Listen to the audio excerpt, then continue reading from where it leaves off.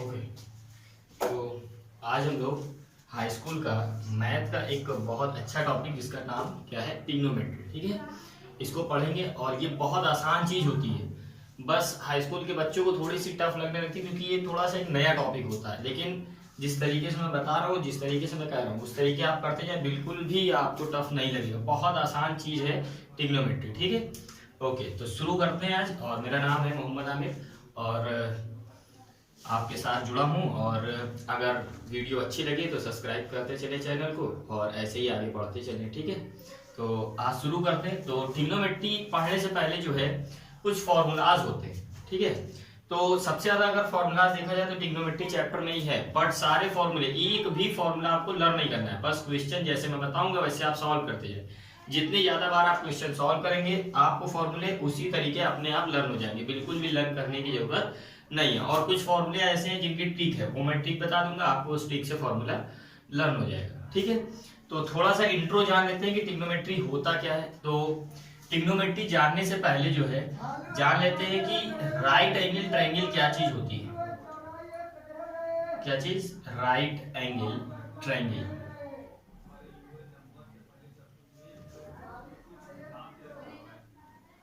Right angle triangle जिसको हम लोग बोलते हैं हिंदी में समकोण त्रिभुज। ओके, समकोण त्रिभुज। ठीक, तो ये क्या चीज होती है? तो त्रिभुज से तो पता ही चल रहा है कि उसमें तीन भुजा होगी, मतलब ट्रायंगल से भी यही पता चल रहा है उसमें तीन साइडें होंगी। अब समकोण क्या होता है, मतलब राइट एंगल क्या होता है? तो आप पहले ये समझ लीजिए, ये जो वर्ड लिखा हुआ है समकोण, ठीक, जिसे इंग्लिश में हम लोग बोलते हैं राइट एंगल, मतलब ये एक एंगल होता है, ये एक कोण होता है जिसका जो वैल्यू होता है वो कितना होगा? 90 डिग्री। मतलब 90 डिग्री मतलब राइट एंगल, मतलब 90 डिग्री एंगल को ही नाम दिया गया है क्या? Right angle. 90 डिग्री कोण को ही क्या बोलते हैं? समकोण। इतना समझ में आया? ठीक, 90 डिग्री को ही क्या बोलते हैं? समकोण। 90 डिग्री को ही क्या बोलेंगे? Right angle. अब होता क्या ये समझते हैं। तो एक हमने ऐसा ट्रायंगल बना लिया, ठीक, तो अब आप सभी लोगों को पता होगा कि एक एकदम हॉरिजेंटल लाइन हो और एक एकदम एक वर्टिकल लाइन हो और एक एकदम हॉरिजेंटल लाइन हो, तो इनके बीच में जो एंगल बनता है इसे ही हम लोग क्या बोलते हैं? 90 डिग्री। ये 90 डिग्री एंगल बनना। तो वैसे ही यहाँ पे दिख रहा है, ये एकदम वर्टिकल है, ये एकदम हॉरिजेंटल है, तो इससे इन दोनों के बीच में जो एंगल बन रहा है ये कितना है? 90 डिग्री। तो ये जो ट्रायंगल है, इस ट्रायंगल में आपको दिख रहा है कि एक एंगल कितना बन गया? 90 डिग्री। तो जब भी कोई भी ऐसा ट्रायंगल जिसमें एक एंगल 90 डिग्री हो जाए या बन जाए, उसे ही हम लोग क्या बोलेंगे? Right angle triangle. उसे क्या बोलते हैं? Right angle triangle. Right angle triangle.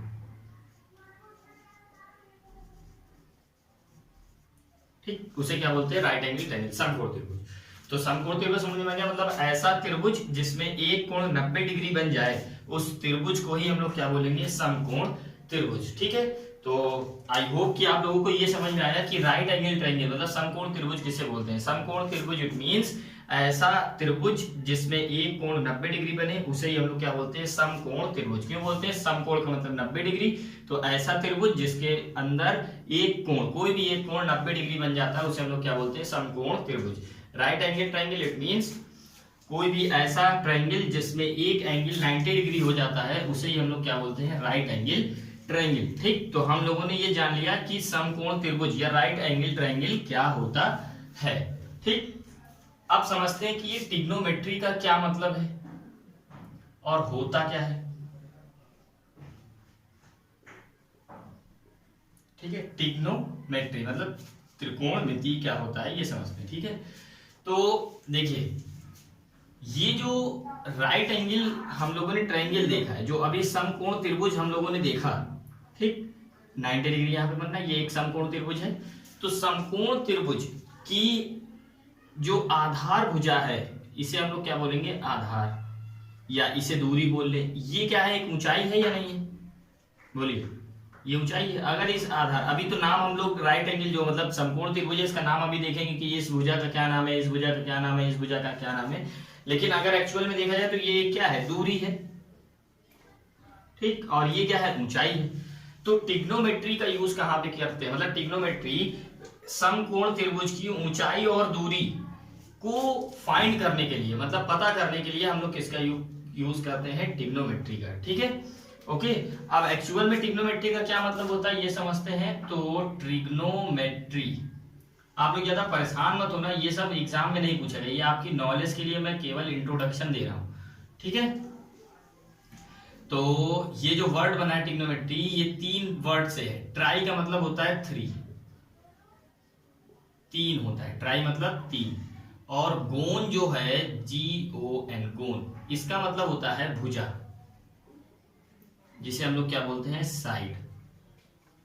ठीक, और बचा मेट्रोन,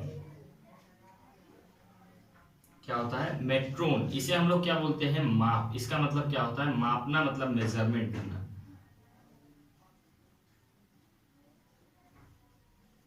ठीक है, मेजरमेंट करना। ठीक है, तो ट्राई मतलब 3, मतलब त्रिभुज हो ऐसा जिसमें 3 भुजा है, और भुजा मतलब गोल मतलब भुजा, और माप मतलब मेजरमेंट। तो ट्रिग्नोमेट्री मतलब समकोण त्रिभुज की ऊंचाई और दूरी को पता करने के लिए, निकालने के लिए ट्रिग्नोमेट्री का इस्तेमाल या यूज करते हैं। और इस वर्ड का क्या मतलब है, ट्राई मतलब 3, गोल मतलब साइड, और मेट्रोन मतलब मेजरमेंट। ठीक, ये इंट्रो था, ये कभी एग्जाम में नहीं पूछेगा। ठीक है, अब समझते हैं कि कैसे ऊंचाई और दूरी को हम लोग ट्रिग्नोमेट्री की सहायता से या ट्रिग्नोमेट्री की हेल्प से फाइंड करते हैं। ठीक, तो उस चीज का मतलब, जैसा हमने बताया कि ट्रिग्नोमेट्री का यूज कोई भी राइट एंगल ट्रायंगल की हाइट और डिस्टेंस, मतलब जो बेस होता है, उसे अगर निकालना है तो ट्रिग्नोमेट्री का यूज करते हैं।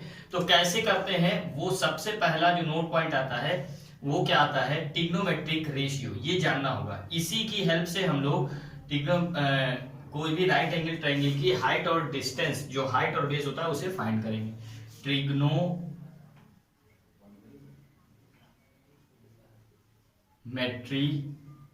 ट्रिग्नोमेट्रिक रेशियो,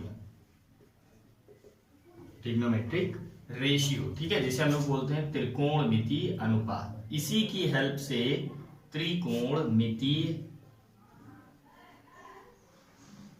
अनुपात, ठीक है, इसी की हेल्प से हम लोग क्या करते हैं, राइट एंगल ट्रायंगल की ऊंचाई और दूरी निकालते हैं। ठीक है, मतलब हाइट और बेस जो होता है डिस्टेंस, उसे हम लोग फाइंड करते हैं। ठीक है, तो समझते ट्रिग्नोमेट्रिक रेशियो क्या होते हैं। तो ट्रिग्नोमेट्रिक रेशियो जो हैं वो एक्चुअल में, तो इसको जानने के लिए जो है हम लोग ये जान लेते हैं। जैसे ये हमने समकोण त्रिभुज अभी बताया, ये होता है, ये हो गया 90 डिग्री एंगल।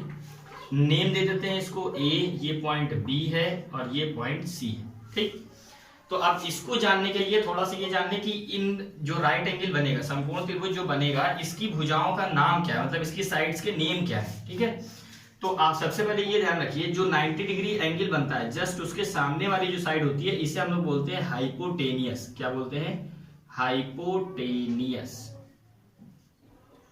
हिंदी में क्या बोलेंगे, कण। ठीक, और अब एक्चुअल में तो ये हाइट दिख रही है, लेकिन अब नेम दिख रहे हैं, तो जब भी ए के रिस्पेक्ट में पूछेगा तो इसके रिस्पेक्ट में ये क्या हो जाएगा, तुम्हारा लंब। ठीक है, और इससे बोलते क्या है, परपेंडिकुलर।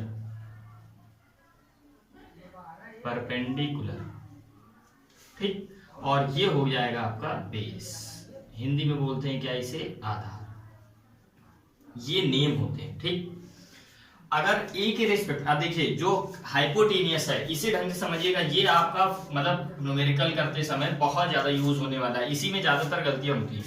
देखिए 90 डिग्री के सामने वाला हाइपोटेनियस, ये तो आपका फिक्स्ड है, हाइपोटेनियस हमेशा यही होगा, ठीक, मतलब ट्रायंगल में। ठीक, बट बेस और परपेंडिकुलर ये हमेशा चेंज होते रहते हैं, मतलब आधार और लंब कभी कभी चेंज होते रहते हैं। इट मींस ये हुआ, अगर ए के रिस्पेक्ट में रेशियो पूछ रहा है तो ए के सामने वाली साइड बन जाएगी परपेंडिकुलर, और जो बची वो बन जाएगी बेस, जैसा कि अभी लिखा हुआ है। अगर बाय द वे उसने सी के रिस्पेक्ट में कुछ पूछ लिया, तो सी के सामने वाली साइड बन जाएगी क्या, आपकी परपेंडिकुलर, और अब ये क्या बन जाएगी, बेस। ठीक, बात समझ में आई। ठीक है, अभी न्यूमेरिकल करेंगे तो क्लियर होगा। बस आप ये ध्यान रखिएगा, अगर ए के रिस्पेक्ट में पूछ रहा है तो जिसके रिस्पेक्ट में पूछता है, जस्ट उसके सामने वाली साइड बन जाती है परपेंडिकुलर, और जो हाइपोटेनियस है ये तो फिक्स है, और फिर जो एक बची, क्योंकि परपेंडिकुलर फिक्स हो गया, ये फिक्स हो गया, तो क्या बचा, बेस। तो वही जो लास्ट बचेगी वो क्या बन जाएगी, बेस। ठीक है, ओके। बस यहाँ पे एक नोट पॉइंट आप बस इतना लिख लीजिए, जिसके रिस्पेक्ट में आपका एंगल पूछेगा जस्ट उसके सामने वाला परपेंडिकुलर, जो बचा वो बेस, क्योंकि हाइपोटेनस पहले से फिक्स है।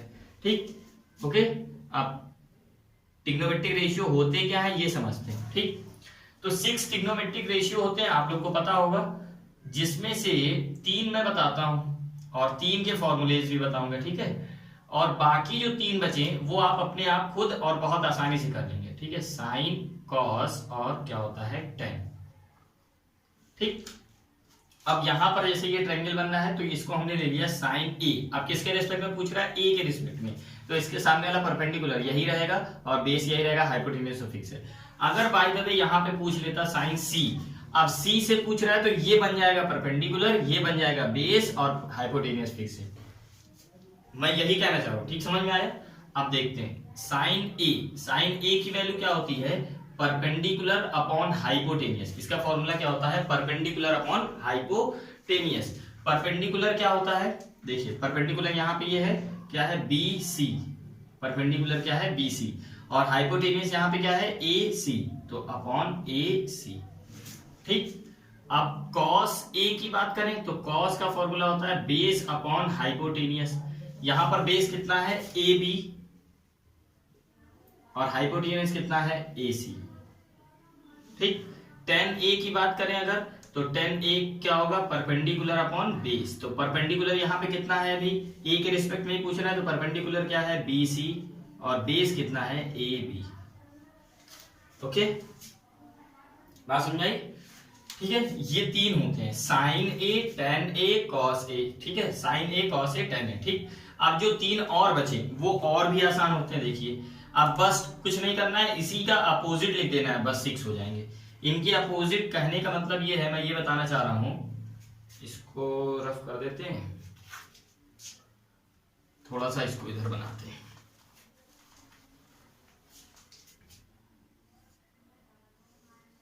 ये 90 डिग्री बन गया, ये ए, ये बी, ये सी। ये परपेंडिकुलर था, ये बेस था, और ये हाइपोटेन्यूज। ठीक, इट मींस ये लंब है और ये आधार है और ये कण है। ठीक,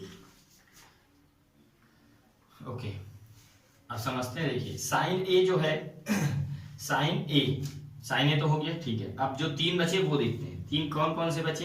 एक होगा कॉसेक ए, ठीक, एक होगा सेक ए, और एक होगा कॉट ए।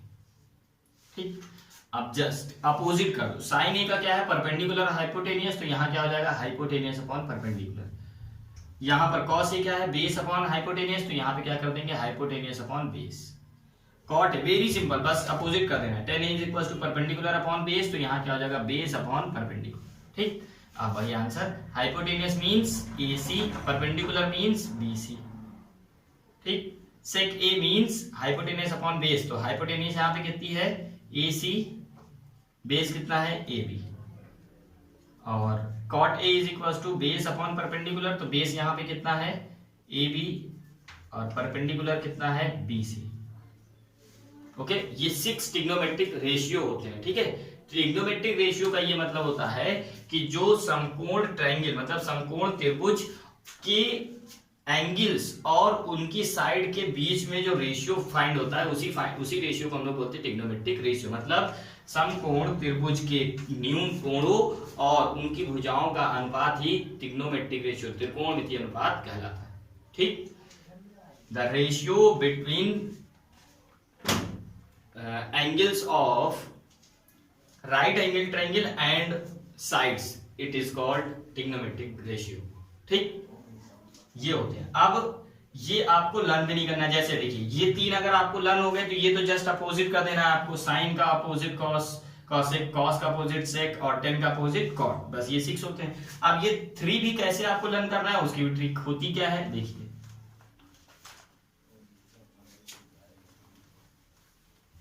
ठीक है, बहुत आराम से पढ़ेंगे, ये फॉर्मूला है, लेकिन आपको फिर भी रटना नहीं है। देखिए 3 6 होते हैं, जिसमें से 3 तो आपको लर्न हो गए, केवल अपोजिट कर देना। आप ये 3 और कैसे लर्न करने हैं, मतलब कैसे मैंने बता दिया, परपेंडिकुलर अपॉन हाइपोटेनियस होगा साइन ए का मान, और cos a का मान बेस अपॉन हाइपोटेनियस कैसे होगा, ये कैसे बता दिया मैंने। इसकी ट्रिक होती है LAL लाल बटे कक्का KKA, ठीक, LAL और KKA, ठीक है। अब जो फर्स्ट वाला है इसे आप साइन लिखते हैं, ये साइन का होता है, जो दूसरा वाला है ये कॉस का होता है, और ये जो तीसरा वाला है ये होता है टेन का, ठीक।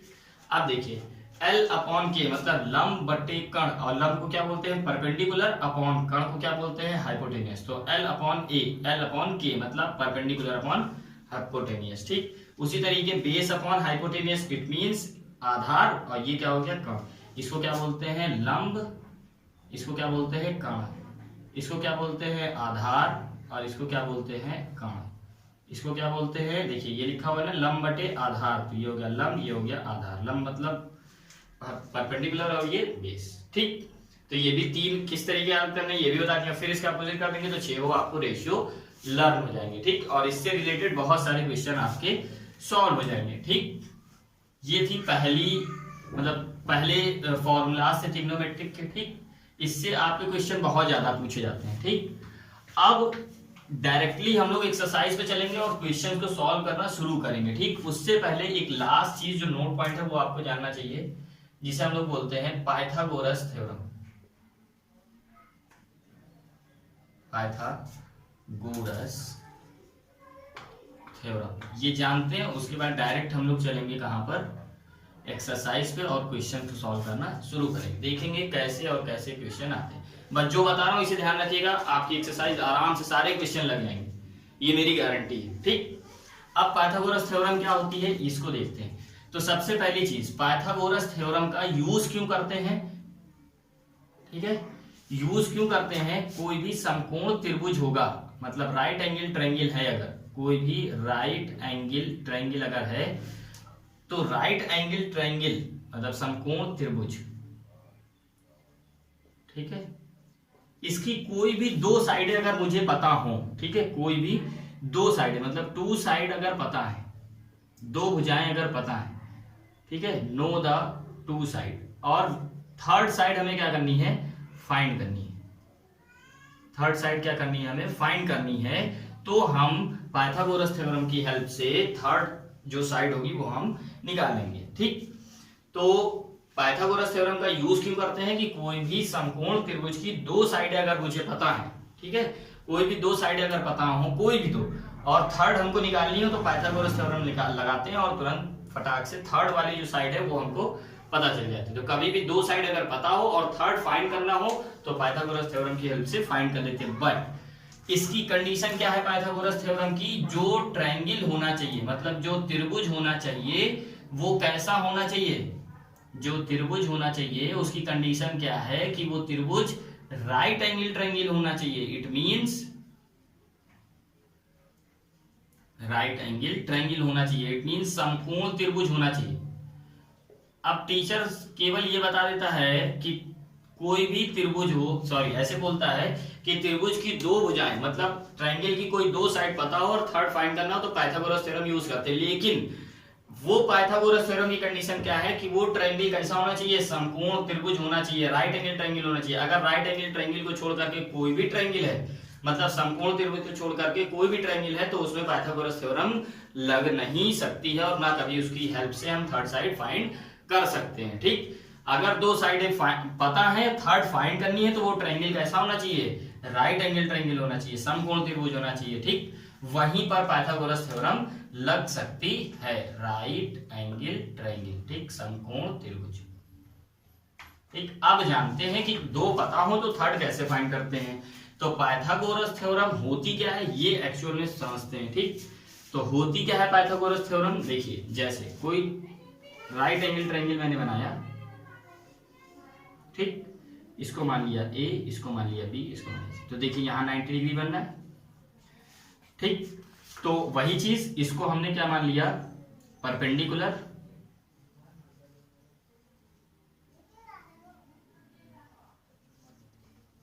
ये हो गया हाइपोटेनियस, ये हो गया बेस, ठीक। इसे हम लोग बोलते हैं लंब हिंदी में, इसे बोलते हैं आधार और इसे बोलते हैं कण। ठीक, हिंदी में शॉर्ट में लिखने के लिए इसको लिख देते हैं L, इसको लिख देते हैं A और इसको लिख देते हैं K। शॉर्ट में लिखने के लिए L का मतलब लंब, A का मतलब आधार, K का मतलब कण। ठीक, अब देखिए पाइथागोरस थ्योरम क्या कहती है कि कोई भी राइट एंगल ट्रायंगल की हाइपोटेनियस का square is equals to perpendicular का स्क्वायर प्लस बेस का स्क्वायर। ठीक, ये कहती है क्या, Pythagoras theorem, according to Pythagoras theorem.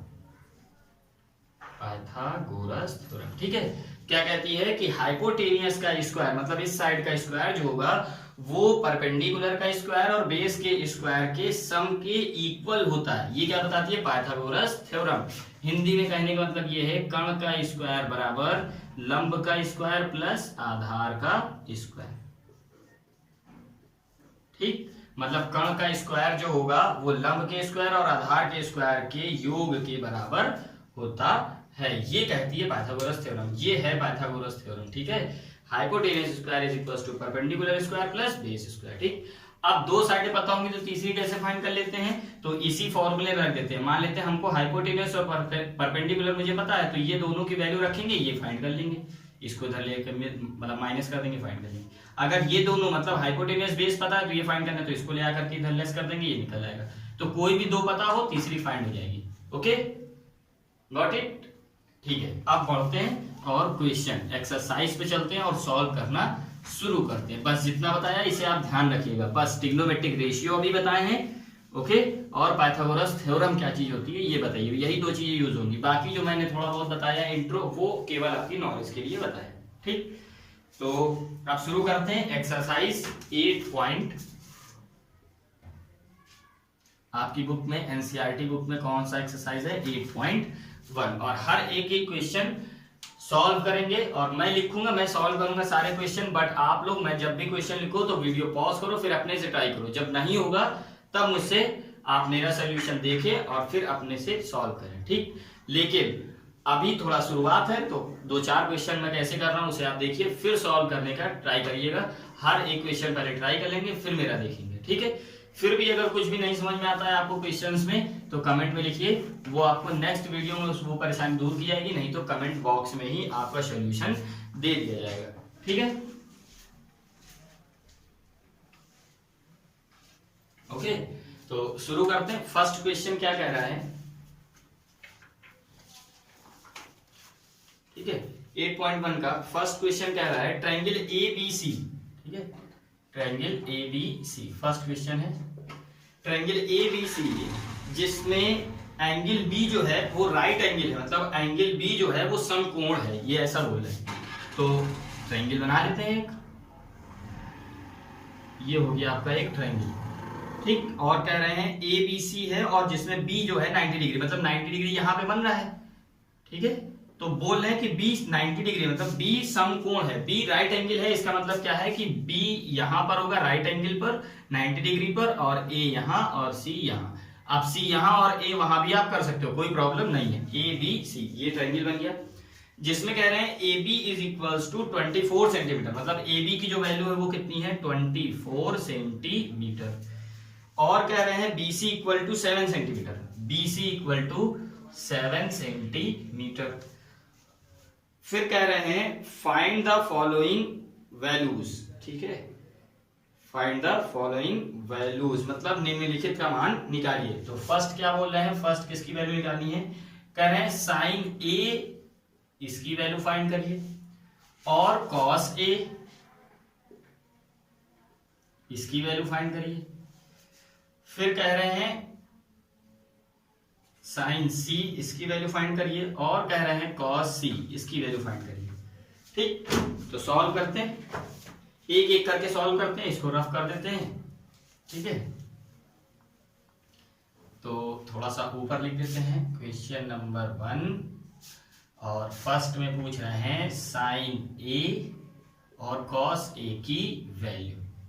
ठीक, तो अब देखिए मैंने अभी बताया है कि साइन A इक्वल्स टू क्या होता है, साइन इक्वल्स टू क्या होगा, perpendicular upon hypotenuse, it means लंब बटे कर्ण होता है, ठीक। और cos A is equals to क्या होगा, cos A is equals to क्या होता है, base upon hypotenuse, it means आधार बटे कर्ण, हिंदी वालों के लिए, ठीक है, आधार बटे कर्ण ये होता है। तो अब देखिए यहां पर अगर साइन ए की वैल्यू मुझे निकालनी है तो पहले तो ये पता कर लो, देखो ये तो फिक्स है 90 डिग्री के सामने वाला, ये क्या हो जाएगा आपका हाइपोटेनियस, ये तो फिक्स है, ठीक है, जिसे हम लोग क्या बोलते हैं कर्ण, इसे क्या बोलते हैं कर्ण। अब बात आई कि यहाँ पर बेस क्या है और परपेंडिकुलर क्या है, इट मींस लंब क्या है और कर्ण क्या है।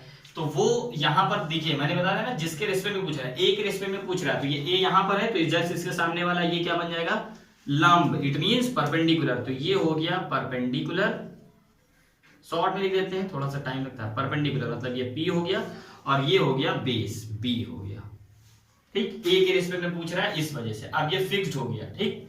अब बात आई साइन ए की वैल्यू निकालनी है मुझे, तो होता है परपेंडिकुलर अपॉन बेस, तो परपेंडिकुलर की वैल्यू कितनी हो गई 7, तो 7 तो यहाँ पे लिख देंगे। अब बात आई हाइपोटेनियस, तो हाइपोटेनियस तो कितना ये हमें पता ही नहीं, पता नहीं पता है, ओके। अगर बेस cos ए की बात करें तो बेस अपॉन हाइपोटेनियस, बेस इतना है, हाइपोटेनियस कितना है ये भी हमें नहीं पता। तो पहले हम क्या करेंगे, अब दो साइडें मुझे देखिए राइट एंगल की पता है, समकोण त्रिभुज की दो साइडें पता है, तीसरी अगर फाइंड हो जाए तो इन दोनों की वैल्यू फाइंड हो जाएगी। तो पहले हम इसको करने से पहले क्या करें, हाइपोटेनियस की वैल्यू फाइंड कर ले। अब मैंने बताया था जब भी समकोण त्रिभुज की दो भुजा पता हो, तीसरी फाइंड करना हो तो क्या यूज करते हैं, पाइथागोरस थ्योरम। तो पाइथागोरस थ्योरम क्या बोलती है कि हाइपोटेनियस का square is equals to perpendicular का स्क्वायर प्लस बेस का स्क्वायर। तो हाइपोटेनियस का स्क्वायर कितना है, अब हाइपोटेनियस हमें पता नहीं है, इट मींस अच्छा हिंदी वाले के लिए लिख देते हैं, क्या होगा कर्ण का स्क्वायर बराबर लंब का स्क्वायर प्लस आधार का स्क्वायर, ठीक। अब कर्ण कितना है मतलब हाइपोटेनियस तो हमें फाइंड करनी है, तो ये तो जैसा है वैसा ही रहेगा, ठीक है, क्या है ए सी, इसको लिख देते हैं ए सी स्क्वायर, कर्ण या हाइपोटेनियस इट मींस ये, और लंब मतलब परपेंडिकुलर, तो परपेंडिकुलर कितना है यहाँ पर देखिए 7, तो 7 का स्क्वायर कर दिया। फिर बेस मतलब आधार ये कितना है, ए बी कितना है 24, तो ये कर दिया 24 का स्क्वायर।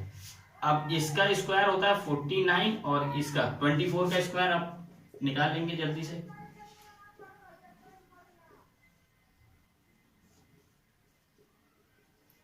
$576। अब दोनों को ऐड कर देते हैं, 625, ये क्या आ गई ए सी स्क्वायर की वैल्यू, ओके।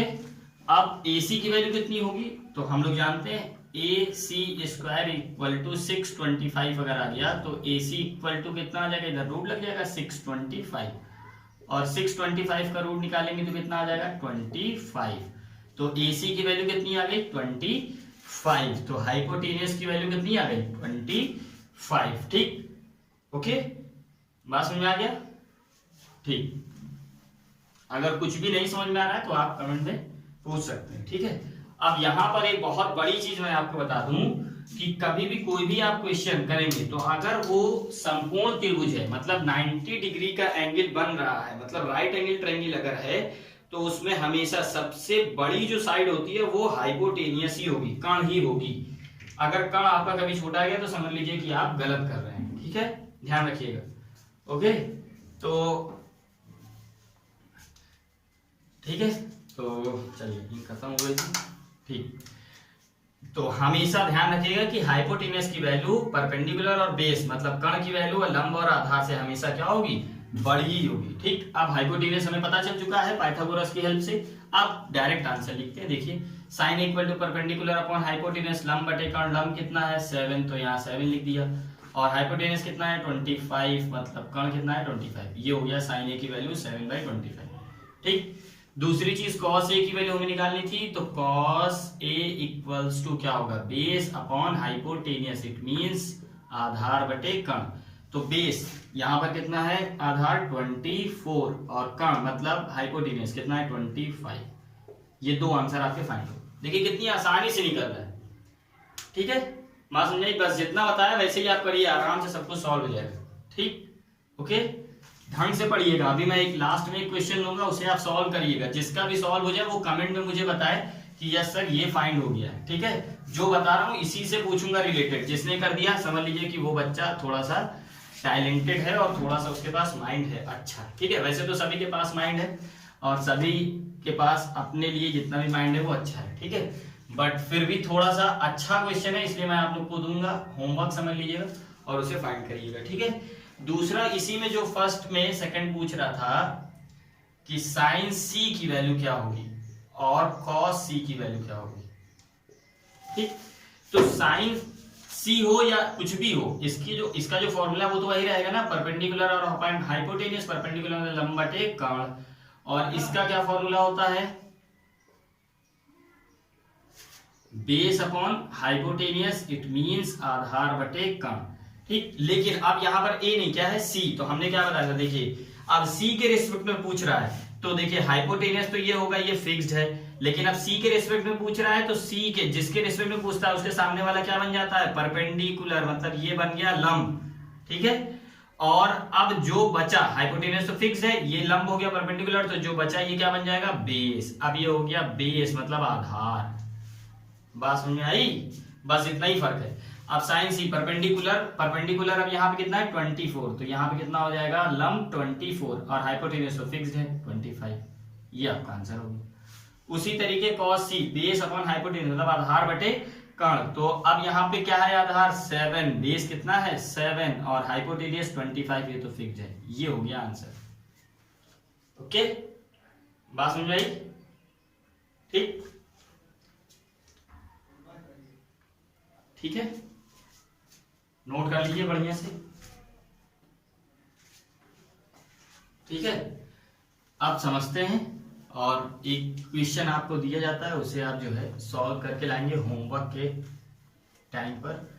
और एक क्वेश्चन और आप लोगों को बता देता हूं, और बाकी क्वेश्चन जो है नेक्स्ट वीडियो में सॉल्व करेंगे हम लोग, और बहुत अच्छे से। ठीक है, एक क्वेश्चन जो बता दूं ताकि आप लोग कर ले आसानी से। ठीक है, ऐसा दे रखा है, ये क्वेश्चन नंबर 3 है।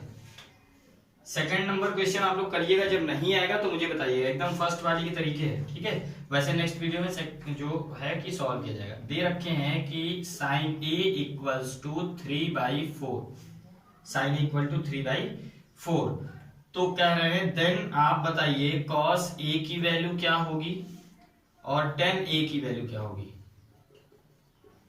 ठीक है, तो अब वही formula, sine A equal to 3/4, तो साइन ए इक्वल टू क्या होता है, परपेंडिकुलर अपॉन हाइपोटेनियस मतलब लंब बटे कर्ण। तो यहाँ पर परपेंडिकुलर मतलब लंब की वैल्यू कितनी है 3, और हाइपोटेनियस इट मींस कर्ण की वैल्यू कितनी है 4। तो जैसे एक हमने ट्रायंगल बनाया अच्छे से, ठीक, और ये लिख दिया ए, ये लिख दिया बी, ये लिख दिया सी, ये 90 डिग्री, तो ये हाइपोटेनियस फिक्स हो गया, ये परपेंडिकुलर और ये बेस। ठीक, तो अब देखिए परपेंडिकुलर कितना है 3, परपेंडिकुलर कितना है 3, तो परपेंडिकुलर हो गया 3 मतलब लंब कितना है 3, और हाइपोटेनियस कितना है 4, हाइपोटेनियस हो गया 4 मतलब कर्ण की वैल्यू कितनी है 4। ठीक, अब आपको कॉस ए की वैल्यू निकालनी है, तो cos A is equal to क्या होगा, बेस अपॉन हाइपोटेनियस। ठीक, अगर कोई भी कहीं पर भी अगर ना दे आपको कुछ भी, तो आप हमेशा इसको परपेंडिकुलर, इसको बेस और इसको हाइपोटेनियस ही मानोगे। ठीक, अगर यहां पर साइन थीटा लिख दें तो आपको फिर वही इसको परपेंडिकुलर, इसको बेस, इसको हाइपोटेनियस ही माननी है। ठीक है, जब वो दे देगा थोड़ा चेंज करता है तो हम लोग चेंज करते हैं, नहीं तो हमेशा ये परपेंडिकुलर होगा, ये बेस होगा, ये हाइपोटेनियस होगा। ठीक, कुछ भी दे, ए थीटा इनवर्स कुछ भी। ठीक है, अब बेस अपॉन हाइपोटेनियस, अब बेस की वैल्यू यहाँ पता नहीं है, तो अब जब दो साइडें पता है, थर्ड साइड निकालनी है, तो ये हम निकाल लेंगे पहले पाइथागोरस से। तो पाइथागोरस थ्योरम क्या कहती है, परपेंडिकुलर हाइपोटेनियस का square is equals to perpendicular का स्क्वायर प्लस बेस का स्क्वायर। ठीक है, तो हाइपोटेनियस कितना है 4 मतलब ये होगा कर्ण का स्क्वायर बराबर लंब का स्क्वायर प्लस आधार का स्क्वायर। तो इसकी वैल्यू कितनी है 4, तो 4 का स्क्वायर, परपेंडिकुलर कितना है 3 का स्क्वायर प्लस बेस हमें फाइंड करना है, तो इसका स्क्वायर 16, ये 9 होगा, ये प्लस में इधर आएगा माइनस में, और ये हो गया बेस का स्क्वायर। 16 में 9 लेस कर दीजिए तो कितना बच जाएगा 7, ये बेस का स्क्वायर, स्क्वायर हटेगा तो इधर रूट लग जाएगा, तो बेस की वैल्यू कितनी आ गई √7, तो बेस की वैल्यू कितनी आ गई √7। बस अब क्या, तो फाइंड हो गया। Cos is equal to base बटे हाइपोटेनियस, बेस कितना आ गया √7 और हाइपोटेनियस कितना है 4, तो 4 हो गया answer. tan a equal to क्या होता है लंब बटे कर्ण, इट मींस परपेंडिकुलर अपॉन लंब बटे आधार होता है, it means perpendicular upon base, तो यहाँ पे लंब कितना है 3 और आधार कितना है √7, ये आंसर हो। ठीक, ये सेकंड क्वेश्चन है। ठीक है, ओके। और जितने भी क्वेश्चंस हैं वो अगली नेक्स्ट वीडियो में हम लोग एक एक करके सॉल्व करेंगे। आप लोग घर पे ट्राई करिएगा, नहीं आएगा तो नेक्स्ट वीडियो में जो सोल्यूशन मैं बताऊंगा उससे आप देखिएगा और मैच कराइएगा। इस वीडियो में जो भी कुछ ना समझ में आया हो आप कमेंट में पूछ सकते हैं। और आप लोग के लिए लास्ट चीज होम, ओके, तो ये जो क्वेश्चन है ये आपके लिए होमवर्क है। और क्वेश्चन का ये बता दूं, मतलब यही मतलब है कि साइन ए इक्वल्स टू अगर 4/3 है तो कॉस ए की वैल्यू क्या होगी। ठीक है, बहुत आसान क्वेश्चन है, बहुत छोटा क्वेश्चन है, तुरंत आंसर आपका फाइंड हो जाएगा। जैसे ही अभी मैंने क्वेश्चन कराया उसी मेथड से भी अगर आप करेंगे तो तुरंत आंसर आपका आएगा। ठीक, सभी लोग ट्राई करिएगा, बहुत अच्छा क्वेश्चन है, बहुत बढ़िया कंसेप्ट है ये। ठीक है, और जो भी आंसर आए वो मुझे कमेंट बॉक्स में जरूर बताएं, और जिसका भी आंसर सही आता है, वैसे तो सभी लोग आंसर बताएं, और जिसका आंसर सही आता है मैं उसका रिप्लाई करूंगा कि ये answer this is right answer, और जिसका आंसर सही आता है इट मींस कि वो बढ़िया से पढ़ रहा है और उसकी स्टडी बढ़िया से चल रही है। ठीक है, ठीक है गाइस, फिर स्टूडेंट मिलते हैं नेक्स्ट वीडियो में, और 8.1 के जितने भी क्वेश्चन अभी बच गए हैं वो उसी वीडियो में कवर करते हैं, और आगे हमेशा कंटिन्यू हम लोग पढ़ाई करते रहेंगे। Okay, thank you so much.